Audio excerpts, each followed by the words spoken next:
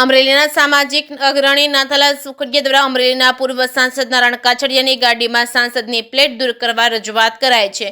અમરેલીના પૂર્વ સાંસદ નારાયણ કાછડિયા પોતે હવે હોદ્દા પર ન હોવા છતાં તેમની 4 વ્હીલ ગાડીઓમાં મોટર વ્હીકલ એક્ટની અવગણના કરી સાંસદ લખેલી પ્લેટ લગાવવામાં આવી છે। સામાજિક કાર્યકર નાથાલાલ સુખડિયા દ્વારા નારાયણ કાછડિયા પોતે સાંસદ ન હોવા છતાં બોર્ડ લગાવી રોફ જમાવતા હોવાનો આક્ષેપ કરવામાં આવ્યો છે। પૂર્વ સાંસદ નારાયણ કાછડિયા પોતે સાંસદ ન હોવા છતાં સાંસદની પ્લેટ ગાડીમાં રાખતા હોવાથી ગુનો દાખલ કરવા કરાઈ છે રજૂઆત। આવતા 7 દિવસમાં કાર્યવાહી હાથ નહીં ધરવામાં આવે તો કલેક્ટર કચેરી સામે ઉપવાસ પર બેસવાની નાથાલાલ સુખડિયા દ્વારા ચીમકી આપવામાં આવી છે।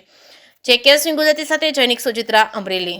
નાથાલાલ સુખડિયા સામાન્ય માણસ જ્યારે મોટર વ્હીકલ એક્ટનો ભંગ કરે ત્યારે ટ્રાફિક વિભાગ, પોલીસ વિભાગ એ મોટો દંડ કરતા હોય છે। ત્યારે મારી 1 વર્ષથી જે સાંસદની ચૂંટણી ગયા પછી નારણભાઈ કાછડિયાની બંને ગાડીઓની અંદર નેમ પ્લેટ લગાવવામાં આવી છે, સાંસદ લખેલું છે અને આ બાબતે વખતો વખત છેલ્લા 6-8 મહિનાથી હું રજૂઆતો કરું છું કે આમની ગાડી ડિટેન કરો, આમની સામે કાયદેસર પગલાં ભરો।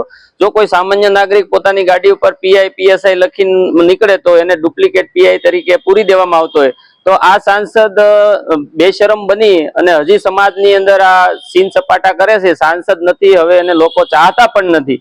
તો મારી આજરોજ કલેક્ટરશ્રીને લેખિત રજૂઆત હતી કે ભાઈ 7 દિવસમાં તમે આમની ગાડી ઉપરથી નેમ પ્લેટ હટાવો અને આની સામે કાયદેસર પગલાં ભરો, દંડની કાર્યવાહી કરો, અન્યથા હું જો પગલાં ભરવામાં નહીં આવે તો આપની કચેરી સામે ગાંધી સિંધિયા માર્ગે ઉપવાસ આંદોલન કરી અને આનો સખ્ત વિરોધ કરીશ।